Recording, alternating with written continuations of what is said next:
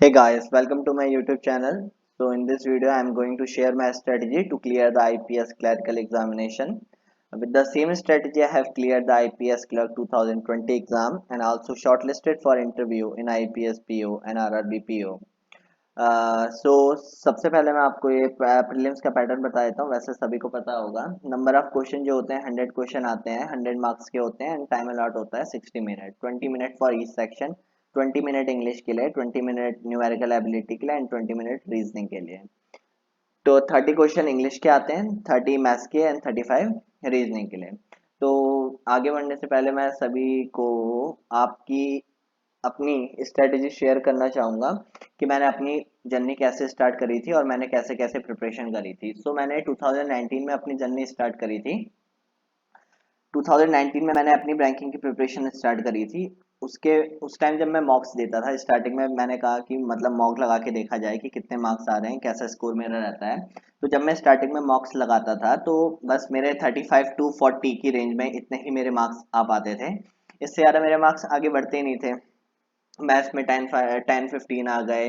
English तो बहुत ही week थी, मतलब उस टाइम तो मतलब 5 10 ऐसे करके मार्क्स आते थे। तो मतलब एवरेज मेरे 35 टू 40 मार्क्स पहुंचते थे।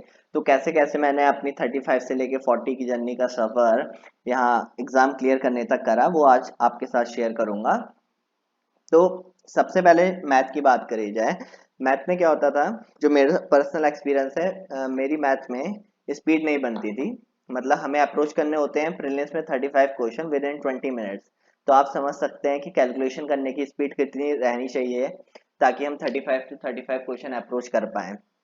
तो मैथ में मेन काम होता है हमारी कैलकुलेशन का and to approach the question, how how you approach the question, है ना। सॉल्व करने का तरीका क्या होता है। वैसे हमारा जो उस टाइम तक जो मैं भी फॉलो करता था वो हमारा ट्रेडिशनल मेथड ही रहता था। Let the age of A be x and the let the age of B y, इस तरह एक्स एंड वाई लेके करते थे। तो काफी लॉन्ग टाइम लग जाता था हमें। तो धीरे धीरे टाइम के साथ वो सारी चीजें हमने बदली। अब जो होते हैं क्वेश्चन बहुत जल्दी हो जाते हैं, स्पीडली हो जाते हैं। तो कैसे कैसे मैंने करा वो सब आपके साथ आज शेयर करूंगा। तो सबसे पहले मैंने अपनी कैलकुलेशन पे वर्क करना स्टार्ट करा। कैलकुलेशन के लिए जो मुझे सबसे पहले लगा कि 1 से लेके 35 तक का स्क्वायर याद करे मैंने, एंड 1 से लेके 20 तक के क्यूब्स याद करे, एंड उसके बाद मैंने 1 से लेके 30 तक की टेबल्स याद करी। अब काफ़ी बच्चे ये बोलते हैं कि जो टेबल्स हैं 20 तक ही याद करनी चाहिए और उसके ऊपर की मेंटली कैलकुलेट हो जाती है एग्जाम टाइम में। बट एग्जाम टाइम में प्रेशर बहुत रहता है तो कभी कभार गलत भी हो जाती है हमारी। तो अगर आप 30 तक की टेबल याद करके चलेंगे, 20 टू 30 भी अगर याद कर लेंगे, तो उसका डेफिनेटली फायदा होगा। आपकी कैलकुलेशन में काफ़ी बूस्ट अप मिलेगा आपकी कैलकुलेशन को। ये मैंने पर्सनली एक्सपीरियंस करा है। अगर आप भी करेंगे तो आपको भी डेफिनेटली फायदा होगा। तो फिर जब मेरे एग्जाम क्लियर नहीं हो रहे थे, मतलब मैंने 2019 का आईपीएस क्लर्क दिया, उसका प्रीलिम्स भी क्लियर नहीं हुआ था। तो फिर मैंने अपनी स्ट्रेटजी चेंज करी एंड मैं अकॉर्डिंग टू मार्क्स वाइज चला। तो मैंने यहाँ पर कैसे कैसे करा था वो आपको बताता हूँ। जैसे simplification, quadratic equation and number series, ये हमारे प्रीलिम्स में आती ही आती हैं। ये हमारा जो मार्क्स का रेशियो है ये कवर करती है 15 मार्क्स तक। 10 मार्क्स का या तो एग्जामिनेशन में सिंप्लीफिकेशन पूछा जाता है या फिर क्वाड्रेटिक इक्वेशन 5 मार्क्स की, नंबर सीरीज किसी एग्जाम में पूछी नहीं जाती। 15 मार्क्स का तो एक कॉम्बिनेशन बना के चलते हैं, या फिर 5 मार्क्स के तीनों पूछ लिया, 5 मार्क्स के सिंप्लीफिकेशन, 5 मार्क्स के क्वाड्रेटिक इक्वेशन, 5 मार्क्स की नंबर सीरीज। तो सबसे पहले मैंने अपने इन 15 नंबर पे ही फोकस करा कि ये 15 नंबर कैसे मैं कम से कम समय में ले पाऊँ एग्जामिनेशन में। तो इसके लिए मैंने डेली सिंप्लीफिकेशन के 10 10 क्वेश्चंस डेली लगाता था, 10 क्वाड्रेटिक इक्वेशन के क्वेश्चन एंड 10 नंबर सीरीज के क्वेश्चन। तो इससे मुझे बहुत फायदा हुआ था। एंड नंबर सीरीज में भी अब wrong number and missing number दोनों ही आती हैं। तो आप दोनों प्रिपेयर करिएगा, 10 10 क्वेश्चन ईच, ये छोड़ने नहीं है जब तक प्रीलिम्स नहीं हो जाता। प्रीलिम्स तक ये डेली लगाने हैं, ठीक है। तो 15 मार्क्स हमारे यहाँ से बहुत इजीली कवर हो जाते हैं एंड 15 मार्क्स में से नंबर सीरीज के ही एक या दो क्वेश्चन छूटते हैं, वो भी रॉन्ग नंबर जब आ जाती है। बाकी ये 15 मार्क्स बहुत इजीली हम ले पाते हैं। बस हमें ये करना है कि इसमें हमें टाइम कम से कम टाइम में बहुत जल्दी हमें ये क्वेश्चन करने होते हैं ताकि हम अपना टाइम बचा पाए जो बाकी अर्थमेटिक क्वेश्चन होते हैं उनके लिए। उसके बाद आ जाती है डाटा इंटरप्रिटेशन। डाटा इंटरप्रिटेशन भी दो सेट पूछे जाते हैं एग्जामिनेशन में। 2 सेट्स आते हैं 5 मार्क्स के ईच, तो हमारे वहां से 10 मार्क्स हमें यहाँ पे मिल जाते हैं। ठीक है। अब डाटा इंटरप्रिटेशन कभी कभी दोनों एक बार ग्राफ में पूछ लेता है या एक पाई चार्ट में पूछ लेता है, इस तरह का कॉम्बिनेशन में, या फिर एक बार ग्राफ में आ जाता है, दूसरा केसलेट आ जाती है ना। तो इन दोनों का कॉम्बिनेशन बना के देते हैं, और इसमें भी क्वेश्चन बहुत इजी रहते हैं, सिर्फ परसेंटेज एंड रेशियो पे ही बेस क्वेश्चन होते हैं। इस तरह के होते हैं, A is what percent more और less than B, A is what percent of B, average of these two number, इस तरह के क्वेश्चंस होते हैं। इसमें तो काफी इजी होते हैं डाटा इंटरप्रिटेशन के। अगर आपकी कैलकुलेशन में कमांड अच्छी है तो आप 10 मार्क्स भी यहाँ से इजिली कवर कर पाएंगे। तो हमारे हो गए टोटल कितने मार्क्स, 15 मार्क्स हमने ऊपर की 3 टॉपिक से ले लिए, 10 मार्क्स यहाँ से, तो हमारे 25 मार्क्स तो हमारे कैलकुलेशन से ही कवर हो गए। हमें तो अभी न्यूमेरिकल एबिलिटी को टच तक नहीं करा, यानी कि सॉरी जो वो होता है अर्थमेटिक पार्ट को हमने अभी तक टच भी नहीं करा है, एंड 25 मार्क्स तक हम ऐसे ही ले जाएंगे, है ना। एंड उसके बाद आता है हमारा कि डाटा इंटरप्रिटेशन करने के लिए हमारी कमांड परसेंटेज रेशियो पे बहुत अच्छी होनी चाहिए। परसेंटेज एंड रेशियो के बेस पर ही हम काफी क्वेश्चंस अर्थमेटिक के भी ऐसे ही बन जाते हैं, लाइक प्रॉफिट एंड लॉस वाले क्वेश्चंस होते हैं, एजेस वाले क्वेश्चन होते हैं, ये सब रेशियो एंड परसेंटेज की हेल्प से ही बन जाते हैं। तो आपको परसेंटेज का जो 1/1 से लेके 1/20 तक की एटलीस्ट फ्रैक्शन टू परसेंटेज सारा आना चाहिए। जैसे 1/1 that is 100%, 1/2 that is 50%, 1/3 that is 33.33%, है ना। इस तरह की जो सारी वैल्यूज हैं वो आपको 1/1 से लेके 1/20 तक सारी रटी होनी चाहिए। एंड उसके बाद कुछ स्टैंडर्ड वैल्यूज भी आती है, लाइक 37.5% जो हो जाता है, 37.5% दैट इज 3/8, 62.5% दैट इज 5/8। तो इस तरह की जो वैल्यूज होती हैं ये भी आपको टिप्स से याद होनी चाहिए, ये बार बार एग्जाम में रिपीट होती हैं। तो आफ्टर दैट जब मेरे ये सारे चैप्टर कंप्लीट हो गए तो मुझे एक मैथ्स में अच्छा स्कोर आने लगा, एंड मेरी कैलकुलेशन तो काफी तब तक स्ट्रांग हो चुकी थी, क्योंकि ये डेली मैं छोड़ता नहीं था, डेली ये क्वेश्चन मैं लगाता ही लगाता था, चाहे कुछ मैथ में होना हो, अर्थमेटिक होना हो, लेकिन प्रीलिम्स के लिए ये सबसे इंपॉर्टेंट टॉपिक्स है जो मैंने आपको ये सारे बताए हैं। ठीक है। उसके बाद चलते हैं अर्थमेटिक पे। अर्थमेटिक मैंने कैसे कवर करी। अर्थमेटिक में क्या होता है, अर्थमेटिक में आधे जो क्वेश्चन होते हैं, जैसे कि मैंने आपको बताया, अगर आप रेशियो एंड परसेंटेज अच्छी तरह से समझ जाएं तो आधे question profit and loss, time and work, इस तरह के जो क्वेश्चंस होते हैं इनमें, ये आधे क्वेश्चन ऐसे ही हो जाते हैं। टाइम बोट एंड स्ट्रीम के क्वेश्चन भी इजी हो जाते हैं। तो मैंने जो करा था अपनी प्रिपरेशन के टाइम पे, मैंने एक एक चैप्टर उठाता था डेली। जैसे आज मैंने प्रॉफिट एंड लॉस उठा लिया, तो उसकी वीडियो देखी मैंने। मैं सुमित सर को फॉलो करता था यूट्यूब में, कोई भी पेड कोर्स नहीं लिया, सारा मैंने यूट्यूब से ही पढ़ा था। तो मैंने प्रॉफिट एंड लॉस की जैसे वीडियो शुरू कर दी, और आज मैंने प्रॉफिट एंड लॉस का सारा बेसिक टू एडवांस सारा कवर कर लिया एक ही दिन के अंदर। देन नेक्स्ट डे मैं उसके ऊपर राकेश यादव सर की बुक से क्वेश्चन लगाता था उस चैप्टर के। Next 2 to 3 days Rakesh Yadav sir की बुक से उस पर क्वेश्चन लगाता था, साथ ही साथ मैं अगले दिन क्या करता था, कोई नया चैप्टर भी उठा लेता था, एंड उसकी मैं टाइम एंड वर्क जैसे नेक्स्ट डे उठा लिया, उसकी यूट्यूब से वीडियो देख लेता था सुमित सर से, देन उसका बेसिक समझ के देन स्टार्ट करता था। ऐसे ऐसे करके मैंने सारे चैप्टर कवर करे। एंड मैं आपको बता दूं कि मैंने परमुटेशन कॉम्बिनेशन अभी तक नहीं पढ़ा है, मैंने चैप्टर स्किप करा था क्योंकि ये मेरे कभी समझ में ही नहीं आता था। ठीक है। तो इस तरह से मैंने अपनी मैथ की प्रिपरेशन करी थी, एंड यकीन मानिए तो कम से कम मेरे प्रीलिम्स में तो 25 प्लस मेरा स्कोर रहता ही था हमेशा मैथ्स में, ये स्ट्रेटेजी फॉलो करने पर। तो आप भी इस चीज की डेली प्रैक्टिस करिए, अर्थमेटिक को डेली 1/1 लीजिए, एंड ट्राई करिए कि 1 मंथ के अंदर सारी अर्थमेटिक कंप्लीट हो जाए, बेसिक एटलीस्ट कंप्लीट हो जाए। देन उसके बाद आप मॉक्स लगाना स्टार्ट करिएगा, सेक्शन मॉक टेस्ट दीजिएगा मैथ्स के, ताकि आपकी स्पीड अच्छी आए। एंड 1 से लेके 35 तक स्क्वायर्स, क्यूब्स एंड टेबल्स 1 से लेके 30 तक बिल्कुल ऑन टिप याद होनी चाहिए आपको। एंड ये simplification quadratic number series daily daily इसके 10 क्वेश्चन एटलीस्ट लगाया करिए, एंड डाटा इंटरप्रिटेशन के भी 2 to 3 सेट्स डेली लगाया करिए अलग अलग चार्ट्स के।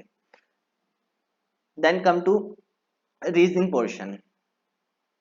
रीजनिंग पोर्शन भी ज्यादा अच्छा नहीं था। जब पजल स्टार्टिंग की बारी आती थी तो पजल में, प्रीलिम्स लेवल की पजल में ही 5 to 6 मिनट्स, मतलब कम ही बोल दिया, इससे ज़्यादा ही लग जाते थे। तब स्टार्टिंग में तो मुझे अरेंज करना भी नहीं आता था कि ये 8% यहाँ पे सेटिंग कैसे होते हैं, मैं कैसे भी बैठा देता था, या अपोजिट वगैरह में कुछ नहीं, कैसे भी बैठा देता था मैं। तो मैंने स्टार्टिंग में फिर राधे सर से सीखा मैंने, Radhe sir and Ankush Lamba sir से, कि कैसे कैसे ये पजल्स को अप्रोच करना है। मैंने दोनों का मैंने दोनों का फॉलो करा था, राधे सर को भी एंड अंकुश लांबा सर को भी। कभी राधे सर की वीडियो देखता था, कभी अंकुश लांबा की वीडियो देखता था। देन उसके बाद मैंने क्या करा कि पजल डेली बेसिस पे लगाना स्टार्ट करी। डेली बेसिस पे कम से कम मैं 5 to 6 पजल्स लगाता था प्रीलिम्स की, हर एक मतलब 5 to 6 हर एक टाइप की, like setting arrangement, square setting arrangement, circular setting arrangement, box type puzzle, या अलग अलग टाइप की पजल होती है ना, तो हर पजल मैं लगाया करता था। एंड पजल में भी फिर क्या होता था कि पजल के साथ साथ मैं क्या करता था, ये डेली एक एक टॉपिक उठा लेता था। लाइक अल्फा न्यूमेरिक सीरीज एक दिन कर ली, then next day direction science. ये बहुत ही इजी टॉपिक्स होते हैं और ये जल्दी से समझ में आ जाते हैं। सिर्फ ये होता है इनका बेसिक तो ऐसा कुछ होता नहीं है, रीजनिंग में बेसिक ऐसा तो कुछ होता नहीं है। जस्ट आपको पता आना चाहिए कि कैसे स्टार्ट करना है। देन उसके बाद अपनी जितनी प्रैक्टिस करेंगे उतना ही आप में रीजनिंग में इम्प्रूवमेंट आते जाएगा। तो reasoning is all based on your practice. ठीक है, उसके बाद आता है इनपुट आउटपुट। ये इनपुट आउटपुट के क्वेश्चन तो वैसे मशीन इनपुट आउटपुट के क्वेश्चन प्रीलिम्स में पूछे नहीं जाते हैं, मेंस में ही पूछे जाते हैं। एंड ये बहुत मतलब इजी तो नहीं कह सकते, ये 5 मार्क्स के आते हैं, और जो इसको सीख लेता है मतलब उसके मेंस में बहुत कम टाइम में अच्छा इसको 5 मार्क्स वो इजिली ले पाता है। ठीक है, एंड देन सिलॉजिज्म इजी होते हैं काफी, ये भी मैंने राधे सर से सीखा था। मैंने पजल के लिए सिर्फ अंकुल शर्मा सर को फॉलो करा था, बाकी ये जो अदर टॉपिक्स हैं रीजनिंग के, ये मैंने करे थे राधे सर से। ठीक है, देन उसके बाद मतलब आपको यही करना है, डेली के डेली 2 to 3 पजल्स जो हैं लगानी है। एंड ये सारे जो टॉपिक्स हैं ये पजल के साथ ही लेके चलने हैं, पजल को छोड़ना नहीं है, नहीं तो आपकी स्पीड नहीं बढ़ेगी पजल में। ठीक है, एंड एट द लास्ट जब मेरी पजल जो आने लगी वो मेरी 2 to 3 मिनट्स में, 3 मिनट्स जो होता था मेरा मैक्सिमम टाइम होता था, 3 to 3 पॉइंट मतलब 3 मिनट 50 सेकेंड, या 3 मिनट 30 सेकेंड तक मैं अपनी पजल जो है प्रीलिम्स की कंप्लीट कर लेता था। मैक्सिमम टाइम मेरा 3 मिनट ही होता था, इससे ज़्यादा मैं पजल कंप्लीट करने में लेता नहीं था। एंड ये विद इन 1 मंथ की प्रिपरेशन में मेरा टाइम इतना आ गया था। तो आप भी प्रैक्टिस करेंगे। अभी तो वैसे प्रीलिम्स के लिए टाइम है आईपीएस क्लर्क के, तो आप इजी बहुत ही जल्दी आप स्पीड पा लेंगे। बस ये है कि आपकी डेली डेली पजल लगनी चाहिए, आप बहुत जल्दी अच्छा स्कोर कर लेंगे पजल में भी। देन आफ्टर दैट आती है इंग्लिश की बात। इंग्लिश में क्या होता था, इंग्लिश का तो वैसे आपको पता ही है, सिर्फ जो इंग्लिश होती है वो डिपेंड होती है हमारी बैंकिंग की, जो स्पेशल इंग्लिश है कोई ऐसी रटने वाली नहीं है। अगर आपकी अंडरस्टैंडिंग अच्छी है इंग्लिश को लेके, यानी कि जो पैराग्राफ में बोलना चाह रहा है, अगर आप उसको अच्छे से समझ पा रहे हैं तो आपकी इंग्लिश मतलब बहुत ही अच्छी रहेगी। तो स्टार्टिंग में मेरी नहीं थी, तो उसके बाद मैंने क्या फॉलो करना स्टार्ट करा, मैंने द हिंदू का एडिटोरियल डेली पढ़ा करता था। एटलीस्ट टू टू एडिटोरियल्स में पढ़ता था, जो साइड में छोटे छोटे कॉलम्स में आते हैं वाले एडिटोरियल में पढ़ा करता था। एंड डेली की 10 वोकैब्स मैं उससे उठाया करता था, एंड डेली की 10 वोकैब्स याद किया करता था। तो सिर्फ रीडिंग से ही बहुत अच्छा स्कोर आने लगा। अब रीडिंग भी क्या होते हैं, कुछ बच्चे ऐसी पढ़ दिए ऊपर ऊपर से टॉपिक, लेकिन ऐसा नहीं होता। जो रीडिंग होती है वो उसका ईच एंड एवरी वर्ड आपको अच्छे से आना चाहिए, और उस सेंटेंस में वो क्या बोलना चाह रहा है वो आपको पता होना चाहिए। एंड मेरा रीडिंग का क्या तरीका था वो मैं आपको बताता हूँ। जस्ट लाइक मैंने एक सेंटेंस लिखा है यहाँ पे, my glass is completely full so do not pour wine in it. अब मैं इसमें क्या करता था, इसको हर एक हर एक वर्ड का जो है पार्ट ऑफ स्पीच ढूंढा करता था कि ये है क्या। जैसे मैं आप इस सेंटेंस में मैं तोड़ के बताता हूँ, सब्जेक्ट को तोड़ के पढ़ता था मैं। जैसे कि यहाँ पर माई का जो पार्ट ऑफ स्पीच है, ये कहाँ क्या होता है, माई क्या होता है, पॉजिटिव एडजेक्टिव होता है माई। ठीक है, ऐसे करके ग्लास क्या होता है, नाउन होता है। इस क्या हो गई, यहाँ पर मेन वर्ब तो है नहीं कहीं पे, इस क्या हो गई, लिंकिंग वर्ब हो गई, लिंकिंग वर्ब। एंड कंप्लीटली क्या है, कंप्लीटली एडवर्ब है। एडवर्ब क्या करती है, एडवर्ब या तो वर्ब को क्वालिफाई करती है या फिर एडजेक्टिव को क्वालिफाई करती है। तो इस एडवर्ब ने किसको क्वालिफाई करा, इस फुल नाम के एडजेक्टिव को, ठीक है। एंड सो क्या हो गया, यहाँ पर कंजंक्शन का काम कर रहा है सो। एंड डू क्या होगा, ही helping verb, do is helping verb. And not क्या हो गया, नॉट कहलाता है adverb of negation, adverb of negation, ठीक है। एंड देन उसके बाद यहाँ पर पोर क्या है, pour is the main verb, pour is main verb. And wine क्या है, यहाँ पर wine is noun, in is, in क्या है एक प्रीपोजिशन है, एंड इट क्या है, इट एक प्रोनाउन है। तो इस तरह से मैं सारे वर्ड्स को तोड़ता था। हाँ ऑब्वियसली यहाँ पर जो टाइम लगता है वो ज़्यादा लगता है, टाइम लगता है जो इसमें जो है ज़्यादा लगता है, बट करना तो पड़ेगा ना। तो इंग्लिश के लिए मैंने इस तरह से प्रिपेयर करा था, अपनी जो भी रीडिंग थी मैं इसी तरह से करता था। और इसके लिए यकीन मानिए जो है ग्रामर की भी जरूरत नहीं पड़ी थी। फिर ग्रामर पढ़ता था बट इतनी नहीं जितनी ज़्यादा मैं रीडिंग करता था, जिससे कि मेरा स्कोर इम्प्रूव होने लगा। एंड वैसे मतलब इंग्लिश में मेरा ज़्यादा स्कोर अच्छा रहता नहीं था, बट मेरा जो ऐसा रीडिंग करने के बाद जो है मेरा स्कोर 22-25 तक पहुंचने लगा था। तो इस तरह से मेरी स्ट्रेटेजी थी। एंड क्या होता था कि जब मैंने तैयारी करी थी तो मैं प्रीलिम्स प्रीलिम्स करते रहता था, बस सिर्फ प्रीलिम्स की प्रैक्टिस, प्रीलिम्स के ही मॉक, है ना। तो ऐसा नहीं होता, साथ ही साथ आपको मेंस की भी प्रिपरेशन करनी है इसके, क्योंकि स्टार्टिंग में मुझे गाइडेंस नहीं मिली थी जब मैंने अपनी स्टार्टिंग में प्रिपरेशन करी थी। तो मैं इसलिए मैं प्रीलिम्स के पीछे पड़ा रहता था। तो मुझे याद है अभी जब मेरा SBI 2020 का जब प्रीलिम्स का रिजल्ट आया, उसके 10 डेज का ही गैप मिला था सिर्फ मेंस के लिए। एंड मैं मेंस के मॉक्स के बहुत डरता था, मतलब लगाने का मन ही नहीं करता था, इतने बड़े बड़े वैसे ही मॉक्स होते थे। तो बट मैंने उन 10 डेज में कम से कम 20 मॉक्स लगाए थे। देन उसके बाद मेरा डर निकला मेंस का, मेंस से, है ना। उन 10 डेज के अंदर मैंने 20 मॉक्स लगाए थे SBI क्लर्क के। तो उसके बाद से मेरा डर निकलना शुरू हुआ मेंस से। फिर देन मैं उसके बाद मेंस के ही मॉक टेस्ट देता था, क्योंकि मेरी जो थी प्रीलिम्स में काफ़ी अच्छी स्पीड बन गई थी। एंड देन सिर्फ जब एडमिट कार्ड रिलीज होता था प्रीलिम्स का, अदर जब 2020 में जो बाकी एग्जामिनेशन हुए थे एंड 2021 के स्टार्टिंग में, तो जब बाकी जब भी प्रीलिम्स का एडमिट कार्ड रिलीज होता था, सिर्फ उसके बाद से ही मैं मॉक टेस्ट देना स्टार्ट करता था। एंड मॉक टेस्ट में डेली के 3 देता था जब एडमिट कार्ड रिलीज होता था। एंड उसमें मेरी स्पीड अच्छी खासी बन जाती थी, बाकी टाइम मैं अपना मेंस की प्रिपरेशन को देता था। एंड उसके बाद फिर क्या हुआ था, ऐसे करके मेरा जो है मेंस क्लियर होने लगे थे। IPS PU क्लियर क्लियर हुआ, RRB PO का मेंस क्लियर हुआ, and IPS clerk mains clear हुआ। एंड फाइनली अब मैं सेलेक्टेड हूँ। तो ये स्ट्रेटेजी आप फॉलो करिएगा, जरूर से आप वर्क करे, जरूर से आपके लिए ये वर्क करेगी। एंड अगर आपको मेरी मेंस की भी स्ट्रेटेजी जाननी है, कैसे मैंने मेंस क्लियर करा, GK वगैरह मैंने कैसे प्रिपेयर करी थी, तो उसके लिए आप कमेंट करिएगा नीचे, मैं अपनी मेंस की भी स्ट्रेटेजी डालूंगा। Thank you so much for watching this video.